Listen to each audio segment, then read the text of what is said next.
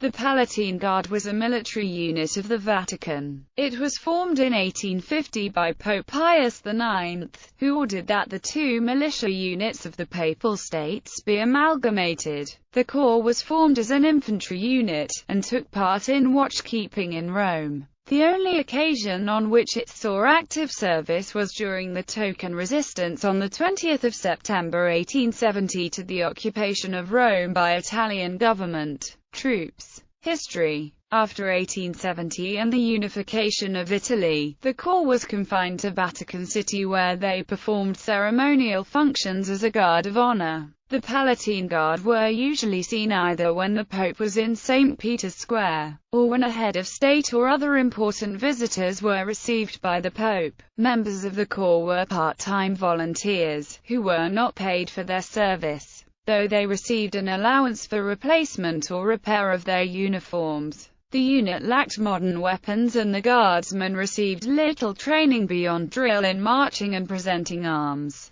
The corps was also the only one in the service of the Vatican to have a full military band. The Second World War was a high point in the history of the Palatine Guard. In September 1943, when German troops occupied Rome in response to Italy's conclusion of an armistice with the Allies, the guardsmen, whose service had previously been limited to standing in ranks and presenting arms at ceremonial occasions, now found themselves patrolling the walls, gardens and courtyards of Vatican City and standing guard at the entrances to papal buildings around the Eternal City. On more than one occasion this service resulted in violent confrontations with Italian fascist police units working with the German authorities to arrest political refugees who were hiding in buildings protected by the Vatican. At the outbreak of the Second World War in September 1939, the Palatine Guard mustered some 500 men,